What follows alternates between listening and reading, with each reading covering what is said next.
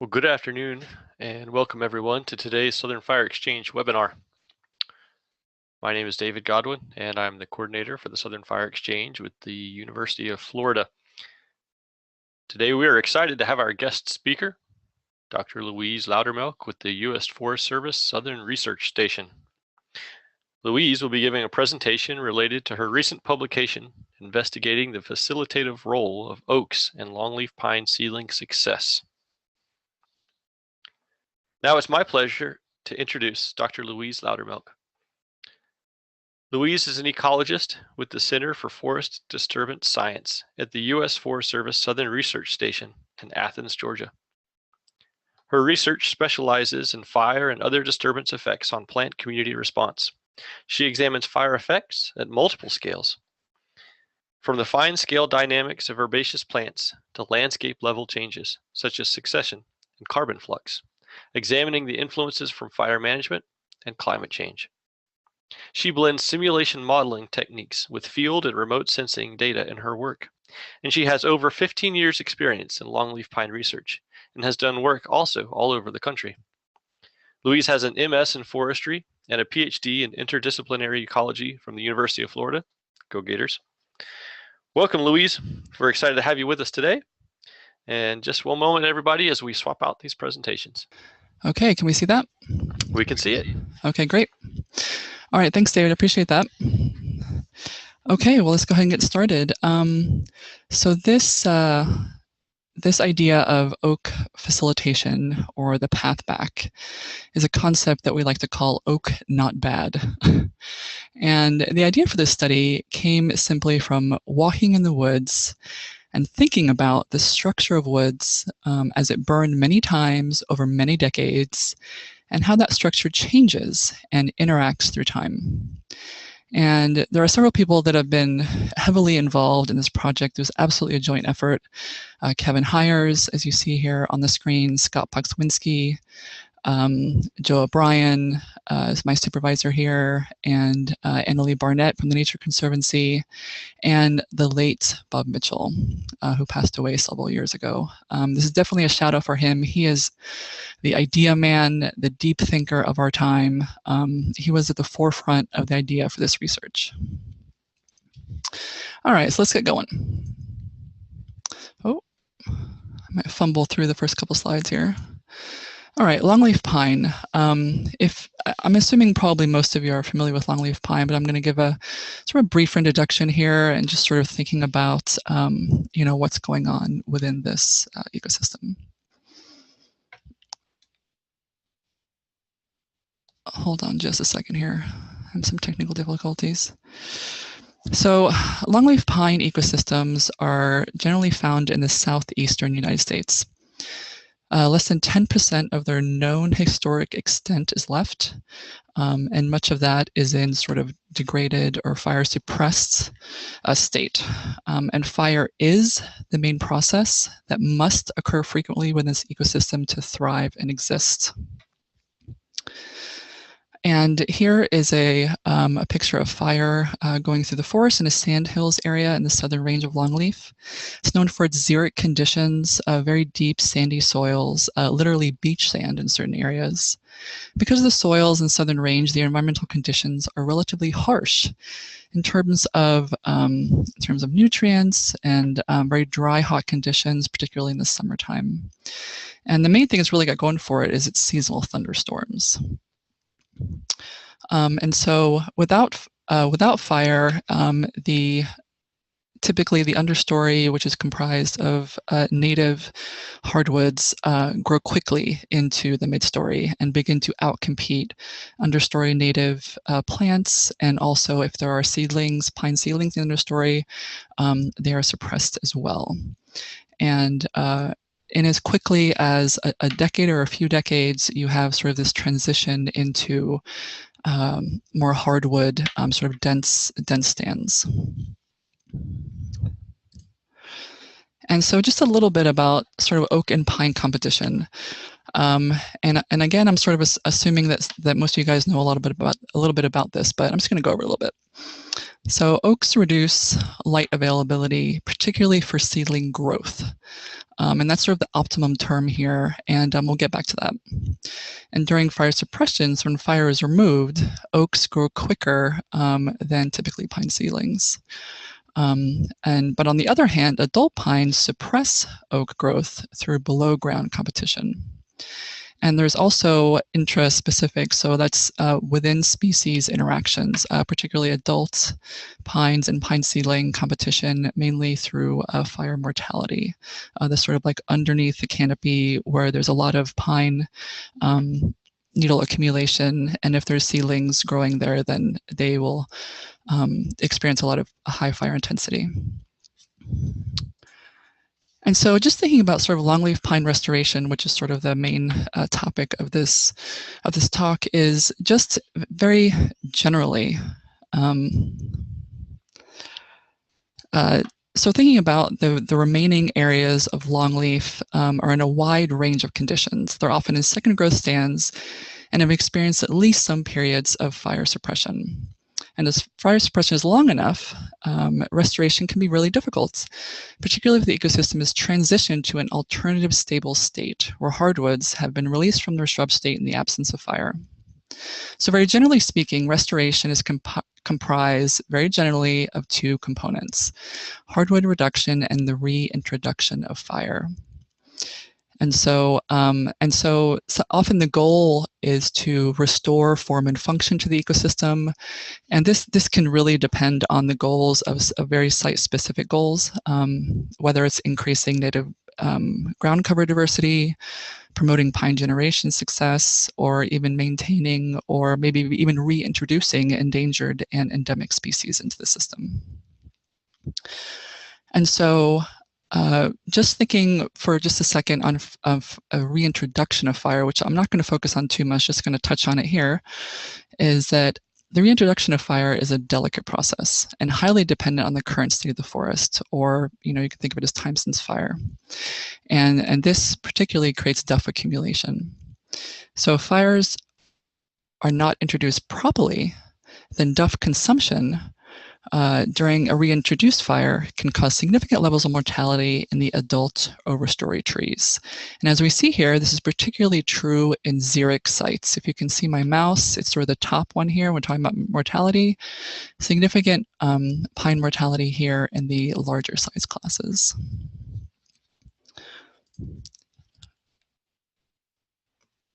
In this talk, however, we're going to focus on the other component, which is hardwood reduction. In most cases, hardwood reduction is used to kickstart the restoration process in an area that hasn't been burned in a while by reducing ladder fuels, reducing competition, and which mainly improve light infiltration. And this combined with low intensity surface fires creates more favorable conditions for longleaf pine regeneration and success. So this little arrow here just sort of says, okay, well, this is maybe where we start at in the top left. And then through time, as we first implement a hardwood reduction technique, and then through time we implement prescribed fire, our goal is to end up in the bottom left. And again, these hardwood reduction techniques, whether it's herbicide or mechanical burn, sort of a combination of these, are implemented based on site-specific goals, but are used across a wide edaphic range of longleaf. So I'm thinking anywhere from sort of mesic to xeric conditions. And so just a little bit about turkey oak. So first of all, turkey oak, it is a native tree to the southeastern United States, and it is found in much of the range of longleaf. It is food and habitat for wildlife. This includes various game species, whether it's turkey, quail, deer, and the leaves are actually an excellent fuel source, which we see in this is a paper from Kane et al. And Kula, which is Quercus laevis turkey oak, is considered a fire facilitator. And it has very similar burning conditions as burning characteristics as longleaf pine. And this picture right here is it's actually an oak scrub habitat in the Ohoopee Dunes in Georgia. And so turkey oak has their own little ecosystem, which is pretty cool. Okay, so, maybe there's more to the story than just competition. What about positive interactions that happen between these native species? And so there's many examples around the world about positive interactions among plant species, and it's really, it is commonly found in sort of plant biology. That there's examples worldwide. So, for example, Turner et al. 1966 discusses the survival of cacti based on positive interactions between plants in the Sonoran Desert. And in Callaway paper in Nature, talk about the improvement of growth and reproduction of plants within alpine regions. So two completely different types of ecosystems have these positive interactions among plants.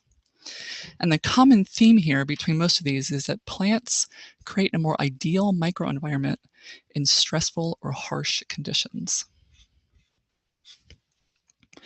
And so this is, I'm not going to go over this, and please don't try to figure it out. But this is an example from that Callaway paper I was talking about. And this just shows that these are different areas across the world that show these facilitation that is occurring, or the positive interaction between species in these alpine regions. And then this is an example of in Saguaro National Park, where the saguaro cacti of various sizes are growing under the palo verde tree. And the young saguaros are found under or nearby the palo verde tree, but older saguaros are not. They actually outgrow them because they're longer lived than the palo verde tree. And one more example I have is in California. This is also by Callaway. He's apparently a facilitation enthusiast. And this is done in the, in the Santa Barbara County and Monterey County. And so here the purple sage and the California coastal sagebrush are facilitating particularly one species, which is up top here, and that's the valley oak. And you can see that there's significantly higher survival rates underneath these shrubs. So those are just a few examples of facilitation that occur in various parts of the world in different types of ecosystems. And so could there be facilitation that occurs within these ecosystems in our beloved longleaf pine? So there's actually a considerable amount of literature that suggests facilitation within longleaf pine ecosystems. And we're going to go over just a few of these, and you can see they span actually quite a long period of time. And so this is from a paper by Allen in 1956, published in Ecology. And here he measured over, I think it was like 150 seedlings. They're 5 years old. And 95% of them were found within 3 feet of saw palmettos. And this is in an area in Mississippi, I believe. And even though you would think that seeds are sort of somewhat randomly distributed, of course, based on overstory, but they were clumped nearby saw palmettos. And 95% of them, like I said, were within 3 feet, and very few were found in these very large gap openings that were like 15 feet in diameter. And even in the early Wallenberg book from 1946, there's this amazing photo and caption underneath the photo, which says on the left here, it's kind of hard to see. Let's see if you can see my mouse.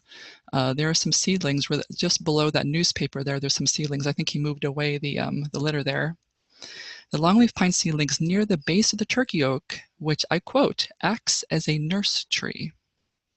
And then on the right, there is a 5-foot-tall longleaf beneath a turkey oak. And at this point, this seedling has already, produced a taproot, so it's nice and established. So even as early as 1946, there's, even though it's anecdotal or just pictures, there's evidence of facilitation.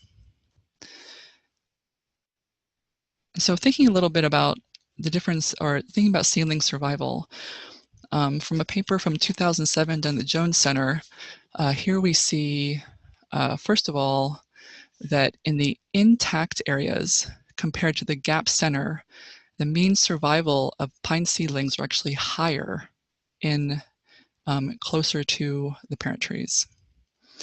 And here comparing the the Jones Center, which is more of a mesig site, and Eglin Air Force Base, which is more xeric on the right here. The Jones Center, or I should say Eglin Air Force Base, the xeric area, the seedlings are actually found closer to the parent trees. So that's a form of just looking at seedling survival.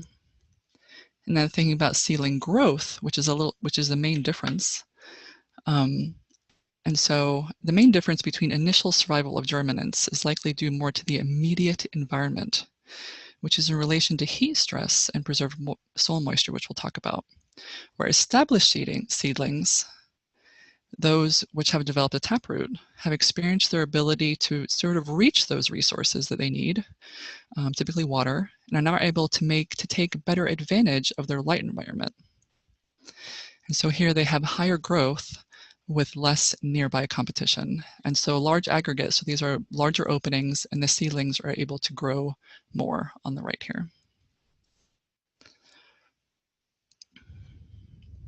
And so this study, this is a picture taken at Eglin Air Force Base. And this study started by simply walking in the woods, like I said, noting where pine seedlings were growing. And note here the coexistence and the close proximity of a turkey oak midstory and established pine seedlings. And here's another image of, it's a little bit later in the day here, but you can see that they're significantly, you could say, shadowed and growing very well on the right and on the left, actually, and with still a turkey oak midstory. And so the objectives of this study was to determine if midstory oak facilitates survival of recently established longleaf pine seedlings, those which are less than 2 years old, on xeric sandhills of Northwest Florida. So I'd also like to say that, before those, there was no specific study that examined this oak pine facilitation. So we analyzed 2 data sets over 2 seed mast years. And also we did field measurements on seedling plant moisture stress and other microenvironment conditions. Hold on, I'm taking a sip here of my drink. Okay, so Eglin Air Force Base is nestled in the panhandle of Florida and is an active military range where 100,000 acres are typically burned annually by their prescribed fire or military training activity.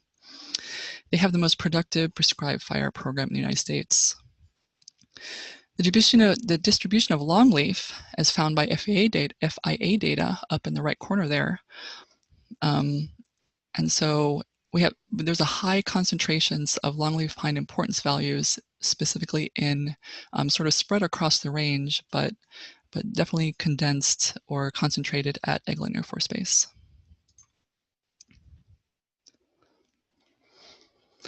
And this is data from, this is like such an amazing data set. I'm always impressed when I look at this. So cone production has been monitored not only at Eglin, but across the Southeast. And this is what has been collected from Eglin specifically since 1968. There is a gap there sort of in the middle between 1988 and 1994. But in general, you can see the variation in cone production throughout the years. And we are specifically in this study focusing on the seed masting event that occurred in 1996 and in 2011. So the first thing we did, specifically looking at the 1996 data, was we used a nonlinear approach to analyze seedling density relationships to 73 vegetation characteristics. And these are mainly evergreen oaks, deciduous oaks, longleaf pine, and other pines. And these are all categorized by midstory, understory, overstory, and also density and basal area within these categories. And so the results of this is, first of all, so this is a little funky to look at, but the idea is that the most significant predictor of longleaf pine seedling density after the 1996 seed mast, this data was collected, I believe a year after, so in 1997, that there was more, the most significant predictor of longleaf pine seedling density was the deciduous oak midstory density. And so basically, the more oaks, the more longleaf pine seedlings there were, significantly higher. And the second most significant predictor of longleaf pine seedling density was the overstory density, is longleaf pine overstory density. And so here, the denser the overstory, the more longleaf pine seedlings. And this is likely a product of germination occurring at nearby trees. The interesting part is this last split, where there is, I'm not really going to talk about the management unit, but the last split here, so there's actually lower longleaf pine seedling density where there is higher basal area of overstory evergreen oaks. A clear distinction is made here between deciduous oaks and evergreen oaks and should definitely be explored further.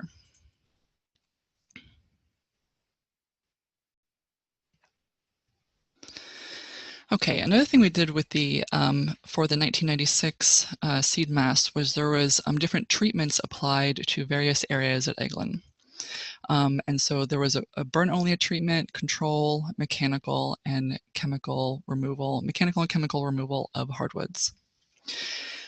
So for these one-year-old seedlings, the burn-only and control had 2.5 to 6 times the mean seedling density than the oak removal areas.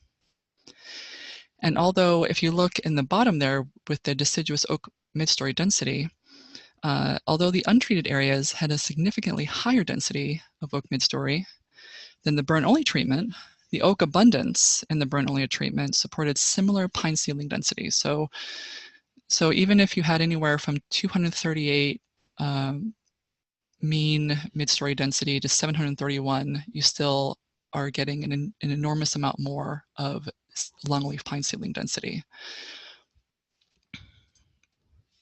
And so moving on to the 2011 seed mast analysis.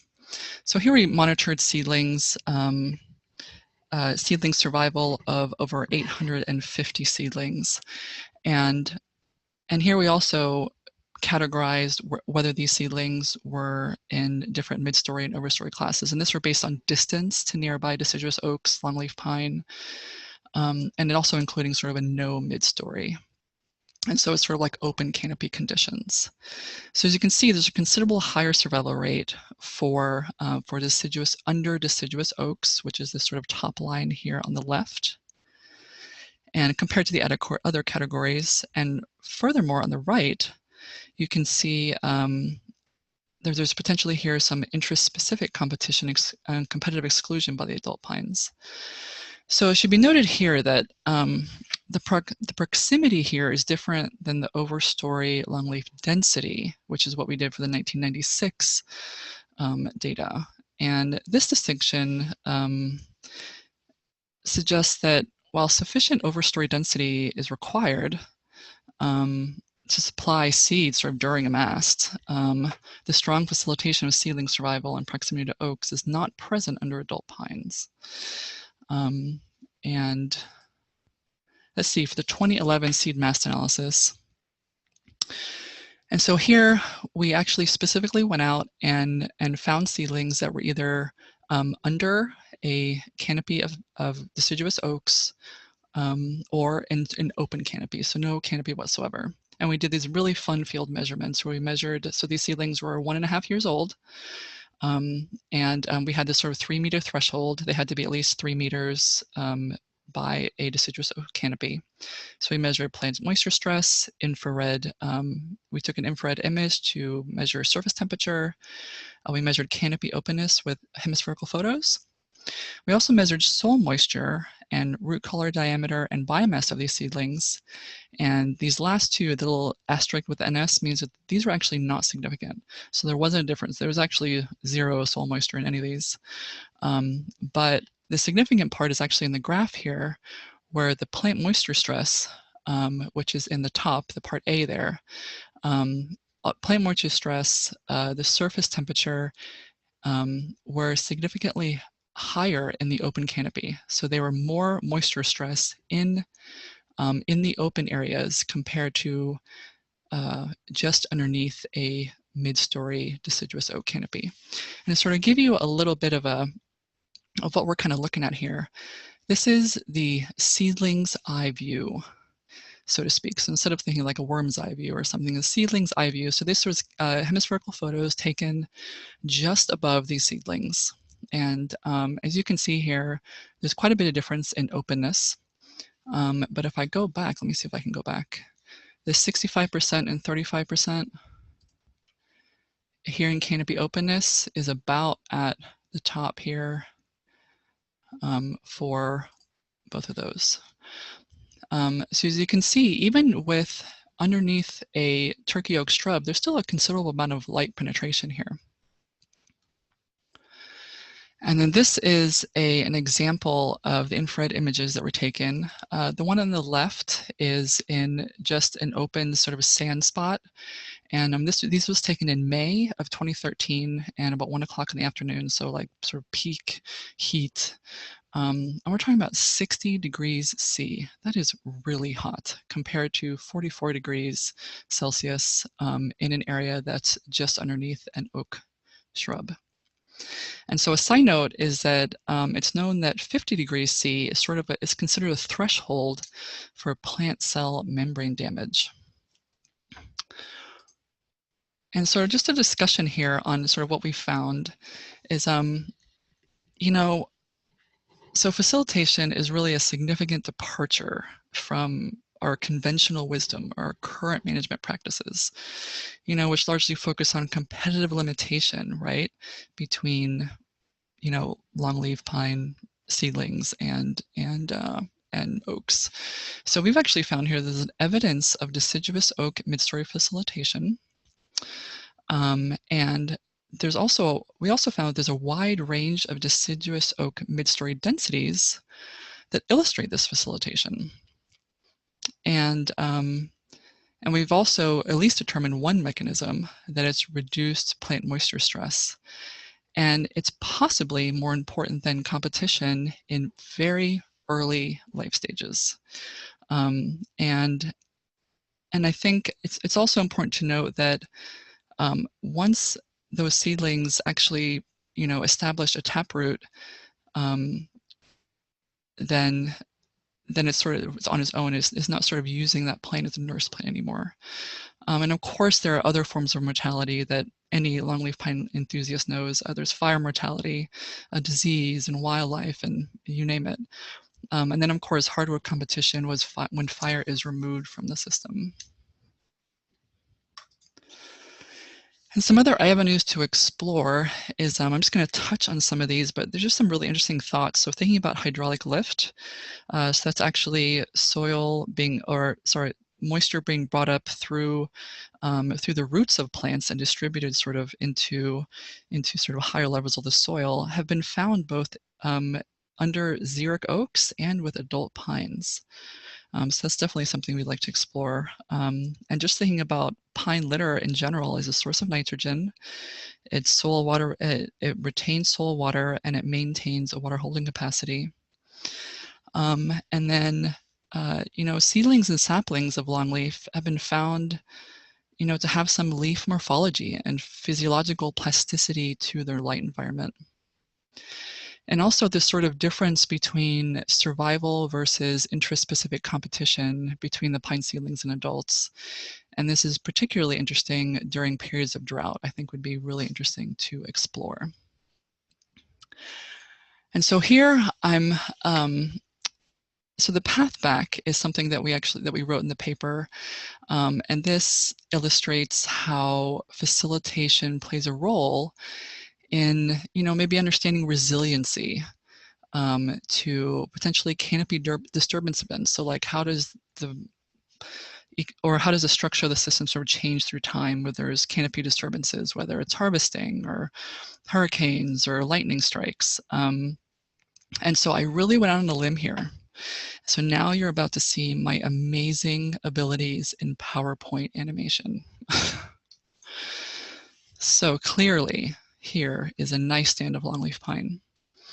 And I don't think, these probably would have come out a lot nicer if David paid me more for this presentation. But here we go.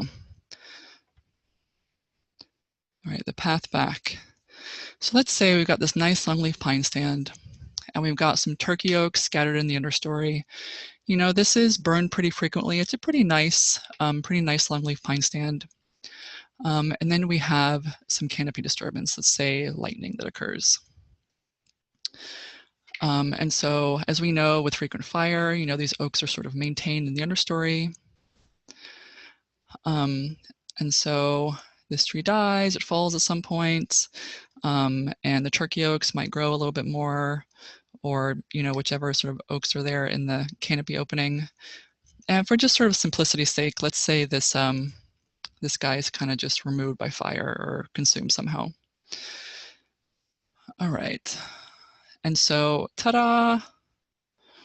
There's a nice seed crop that occurs when fall, and seedlings germinate throughout the forest matrix. And the next summer rolls along, and rainfall is, maybe more variable than usual. Maybe it's just a particularly hot summer. There's a little longer periods of drought. And particularly those that are water stressed die. And so this is my amazing rendition of fire. And so, there's fires that occur, frequently as we like to, and there's some fire mortality that occurs as well. And then, so these seedlings that have been sort of established for a little while, they sort of buckle down and they establish a taproot. And, there's little need of sort of assistance from their nurse plants anymore.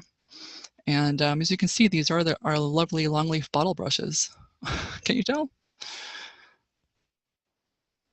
And as these seedlings grow into saplings or subadults, and this is where we really start to begin to see the path back. So with frequent fire, the oaks remain in a shrub state, but the pines continue to slowly grow taller underneath these oaks and produce their own fuels and begin to dominate the area. And so after many years, some of these pines might die, some of them might grow into the overstory, and the forest has basically spatially restructured itself. And there might be another overstory mortality event, and the cycle sort of starts over again. And so, and then turkey oaks might, sort of rearrange themselves in the forest matrix. That was pretty sweet, wasn't it? Okay, well, let's rewind a little bit. Okay, so we're kind of back to this area. We had this lightning strike, right? And this tree was removed magically. And then we decide to do some hardwood reduction in that gap because we want to promote seedling success.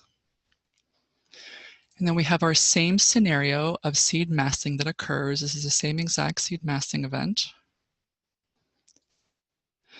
And then we have our summer sun, and maybe some fires come through. So this was the original mortality of the seedlings.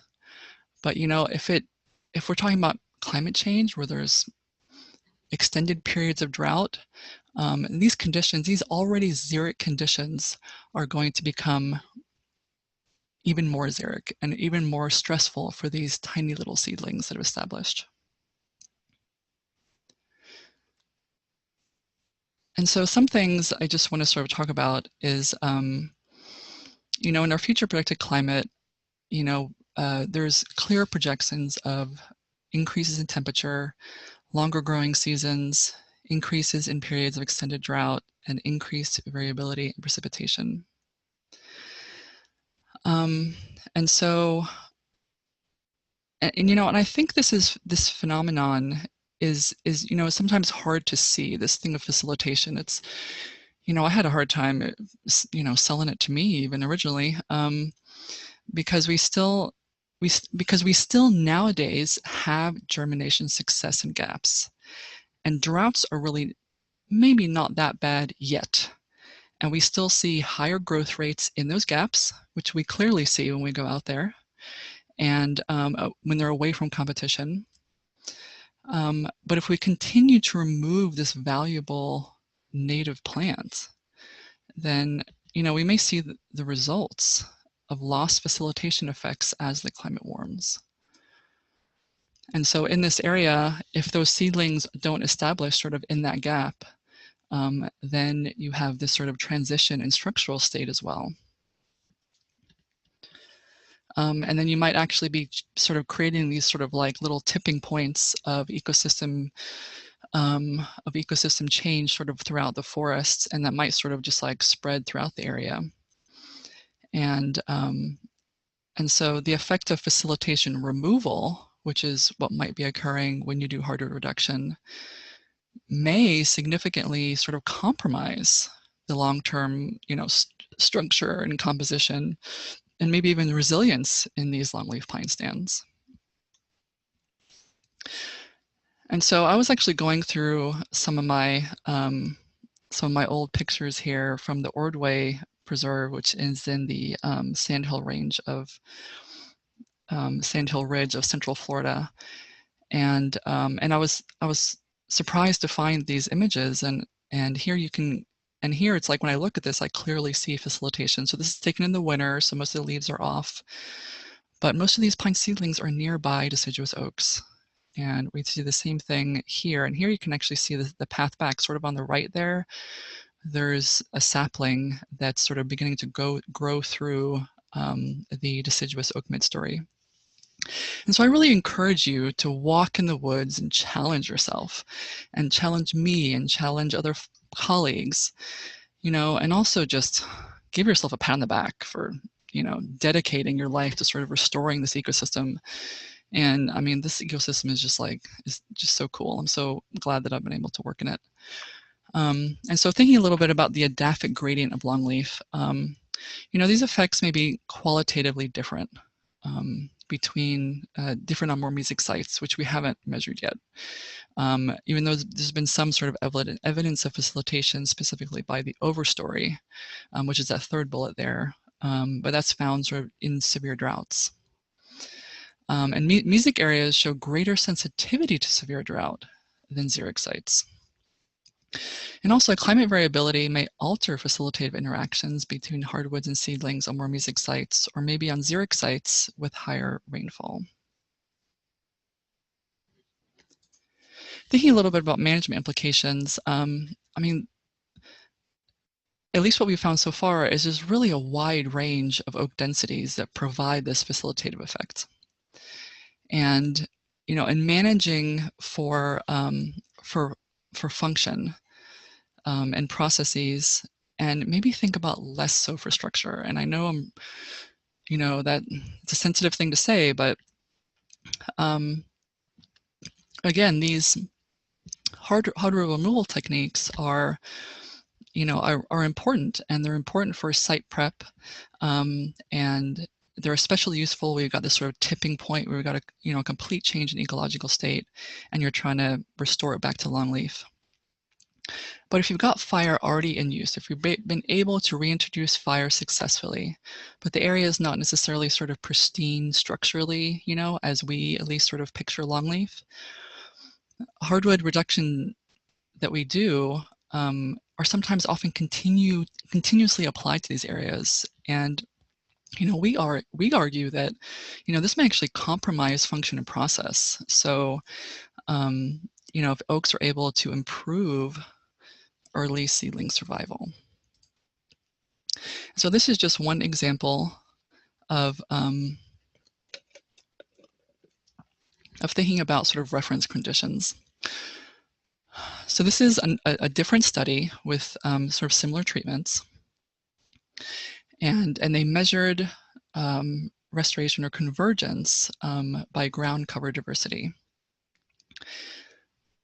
And basically the idea is these three little dots on the side, the white, yellow, and blue dots are the different treatments. One of them's herbicide, one was mechanical, one of them's burn only.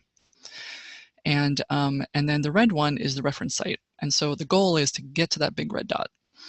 And so after the initial treatment, and then after just 12 years and just maybe like 3 or 4 burns, all of those areas were able to converge with obtaining the ground cover diversity in the reference site. Now the difference is that these are the same sites, and we're thinking more about maybe reference structure, like if we want it to look a certain way. You know, they didn't change all that much. They were sort of going in that right direction, but it's sort of like this lag effect. Like it just takes a while for the structure to catch up with maybe some of the function that's occurring.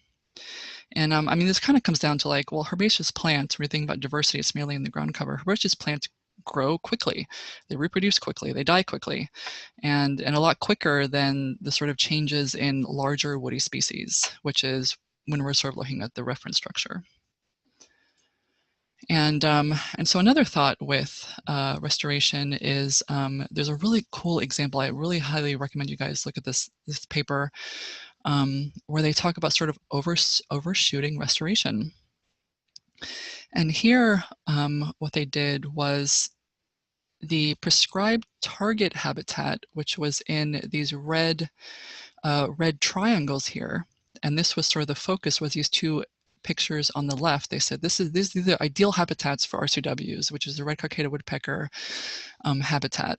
But they actually found that it only accounted for only a portion, should I say, of the range of habitat that actually is used by the species, which is in this greater sort of large green circle, which has a little bit denser of a midstory. And it's so they're actually sort of constraining themselves to create this habitat when they can kind of give themselves a little bit of slack, right? And so I kind of just want to end by saying, you know, I kind of encourage you guys to, you know, give the turkey oak a chance. You know, this little turkey oak here is just begging, you know, begging to give you guys a break. So maybe just sort of think a little bit about, you know, what's happening in your system a little bit more. And perhaps, whoops, you know, perhaps we should consider including turkey oak in our opera that we have been singing so long for Longleaf as in Longleaf enthusiasts. So, you know, in other words, maybe we can begin discussions and further research on understanding the function, turkey oak function restoration, that, you know, could perhaps provide this long-term resilience as we continue to restore longleaf in, you know, especially thinking about restoring in the face of climate change. And if anything, this sort of provides a little breathing room for us. You know, we try so hard to restore these areas. And maybe we don't have to stress so much about knocking back the xeric oaks and focus more on getting more prescribed fire on the landscape. Whoops. All right, thank you so much. I appreciate you guys being here. I'd be happy to take some questions. I had to put a picture up here of Bob. He is a true mentor and amazing person. So thank you. All right, well, thanks so much, Louise, and thanks everybody who joined us today. Once again, if you joined us during the presentation, my name is David Godwin, and I'm the coordinator for the Southern Fire Exchange. The presentation we just saw was from Dr. Louise Loudermilk. She's an ecologist with the U.S. Forest Service Southern Research Station. So we do have time remaining in our program today to take your questions. If you have questions or comments for Louise, please go ahead and type them into the webinar chat, and we'll go through and field those. Try and get to them before the end of our hour. We already had a question that came in, and it says, could you talk about the software or method that you used for calculating canopy openness and with those hemispherical photos? Do you know? Yes, I'm actually going to refer to my paper. I think it's windscape. And I've linked it a couple times. I'll go ahead and paste it in here. Yeah, it's definitely And in the here's paper, and I'd be access. happy Here's a to, link to the this should paper. be freely available on Tree Search if anybody has a hard time downloading it. Let me see here. Looks like Joe is quick. Wind Scanopy by Regent Scientific. So here's another question that's come in from Jeffrey. And he says, how do you expect the spatial pattern of overstory trees to then interact with oak facilitation? So I'm assuming he means overstory trees like the longleaf pine. Yeah, longleaf pine overstory, right?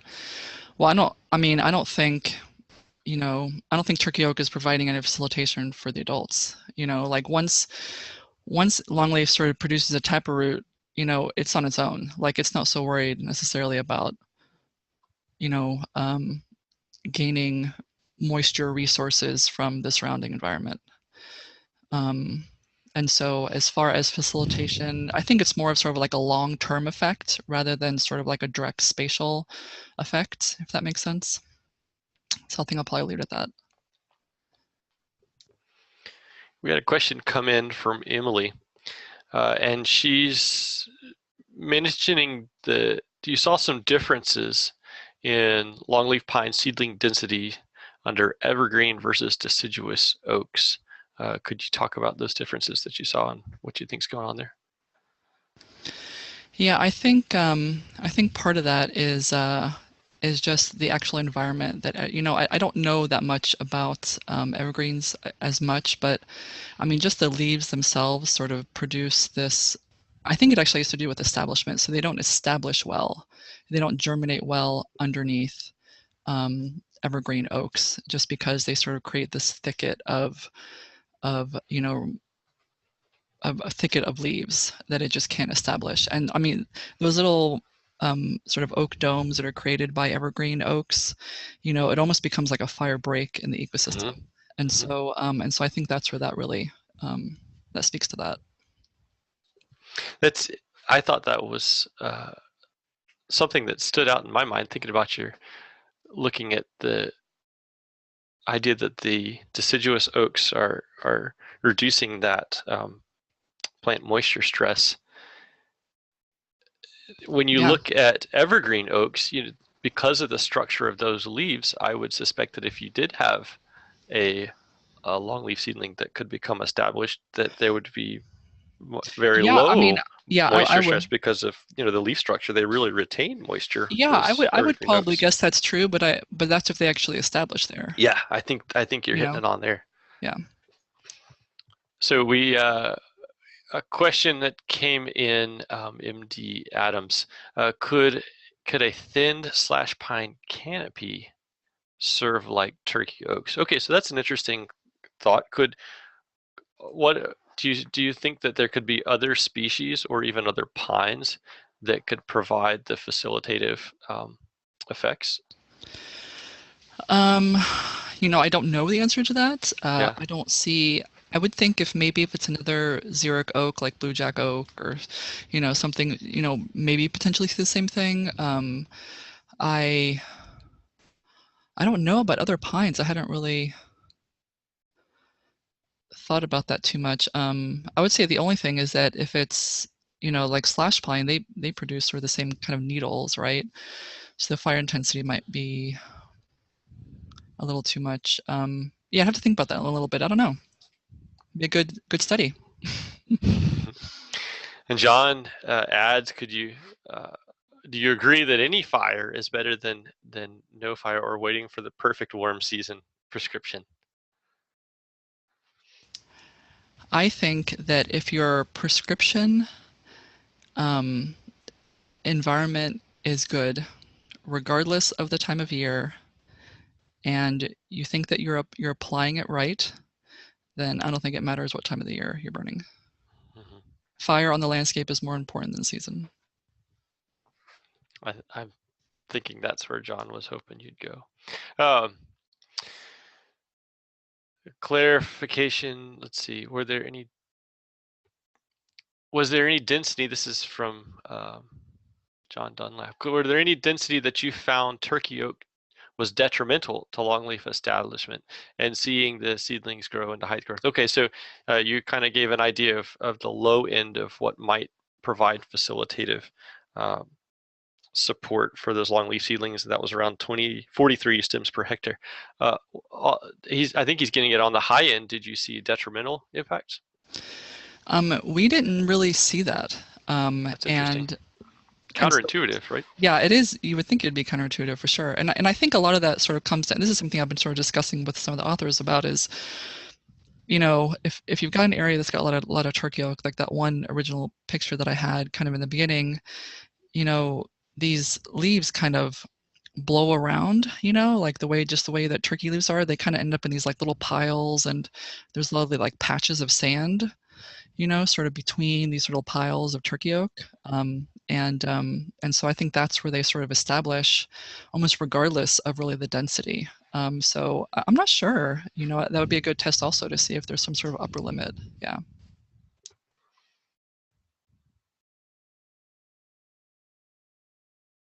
Let's go through some more of these. Quite a few.